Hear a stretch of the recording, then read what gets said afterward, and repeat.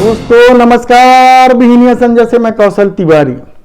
जिस दिन कांग्रेस ने भारत जोड़ो यात्रा की शुरुआत की थी, शायद वही दिन होगा जब मोदी सरकार ने फिर कुछ बेच लेने का निर्णय ले लिया। बिजनेस खून में है तो सत्ता जरूर बेचेगी, सब कुछ बेच देगी।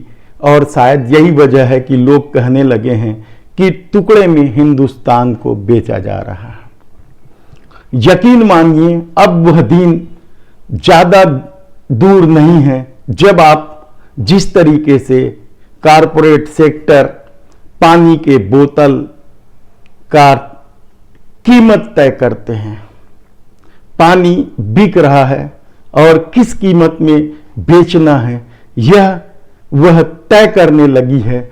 ठीक उसी तरीके से वह दिन भी आने वाला है जब कारपोरेट सेक्टर इस देश में सब चीज अपने हिसाब से बेचने लगेगा और आपको खरीदना पड़ेगा। आप कह सकते हैं ऐसा कैसे हो सकता है, लेकिन मोदी सरकार ने जो निर्णय अभी एक सप्ताह में लिया है वह हैरान कर देने वाला निर्णय है।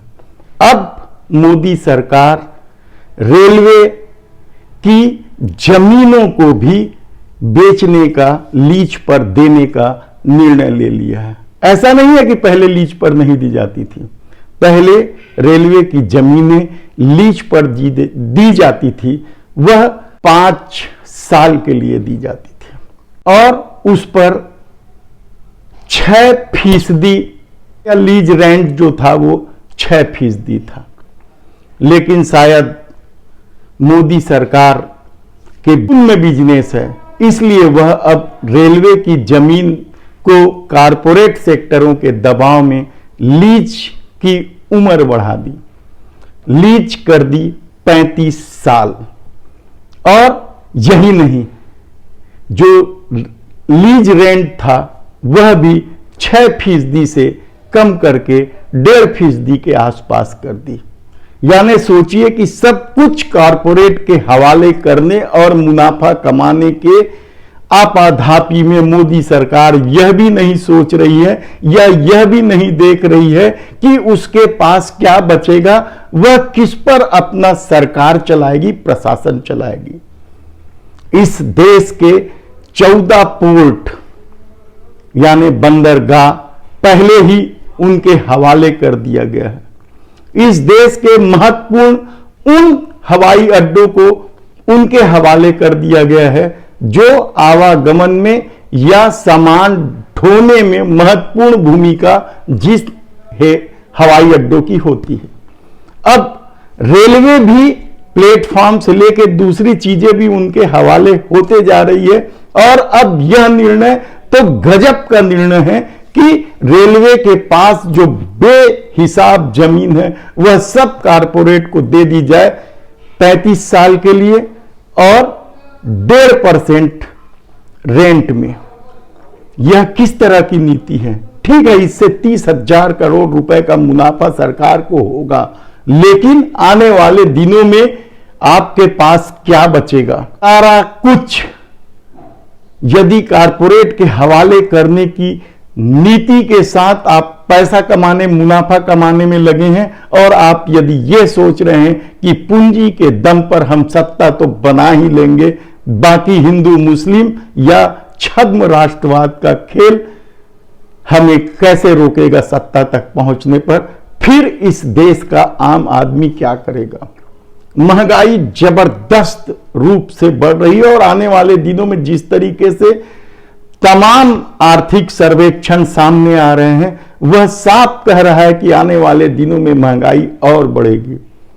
निजी सेक्टरों में सब कुछ बेच देने के खेल में नौकरियां खत्म होते जा रही है, तब इस देश का युवा क्या करेगा?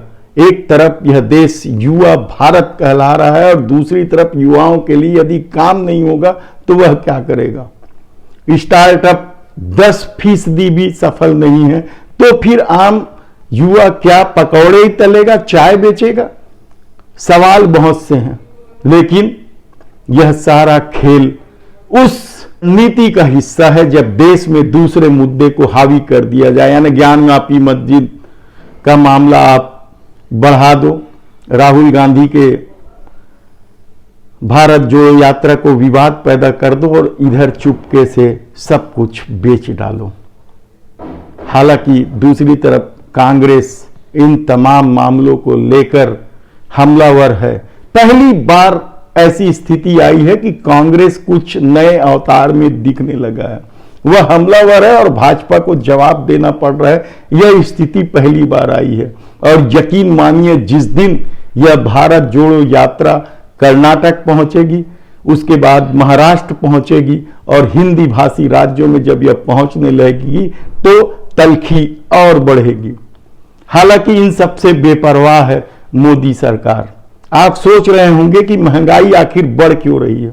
महंगाई इसलिए बढ़ रही है क्योंकि अब सब कुछ कारपोरेट सेक्टर तय करता है।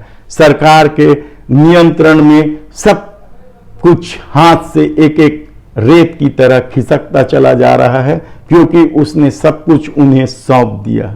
इसके एवज में क्या कुछ कमीशन खोरी हो रही होगी या किस तरह का भ्रष्टाचार हो रहा होगा, यह बात हम नहीं करते क्योंकि यह आम धारणा है कि कोई भी कॉरपोरेट सेक्टर जब कुछ खरीदता है तो उसके एवज में जहां से नीचे से लेकर ऊपर तक कमीशन बांटता है।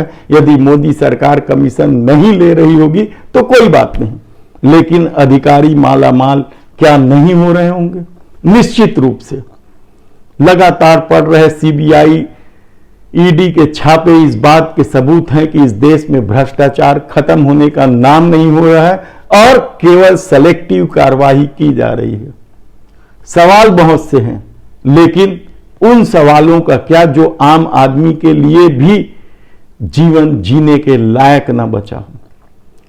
आवश्यक वस्तुओं के दाम लगातार बढ़ रहे हैं और उस पर सरकार का कोई नियंत्रण नहीं है और कह दिया जाता है कि वैश्विक स्थिति है, सब तरफ यही हाल हो रहा है, पूरी दुनिया इससे चपेट में है। तो फिर पूरी दुनिया से तुलना करने का क्या मतलब है? पूरी दुनिया का जीडीपी क्या भारत उसके मुकाबले कर पाएगी? पर कैपिटल इनकम या पर व्यक्ति आय जो विदेशों में रहने वाले लोगों की है, क्या भारत के लोग उसकी तुलना कर पाएंगे? तब फिर सरकार के हाथ में क्या है? क्या बचेगा? सब कुछ बेच दिया जाएगा। सवाल बहुत से हैं। आप सोचना जरूर कि यदि रेलवे की बेहिसाब जमीनें भी इस तरीके से बेची जा रही है तो क्या यह कदाचरण नहीं है? 6% रेंट को आप 1.5% के आसपास ले आते हैं। 5 साल के लीज के समय को आप 35 साल कर देते हैं। तो क्या यह आम आदमी रेलवे की जमीन लीज पर लेगा? यकीनन नहीं लेगा। कॉरपोरेट सेक्टर ही लेगा और कौन से कॉरपोरेट सेक्टर लेगा यह भी किसी से छिपा नहीं है क्योंकि गोदाम एक तरफा किसी के पास है। क्या वो गोदाम बनाएगा?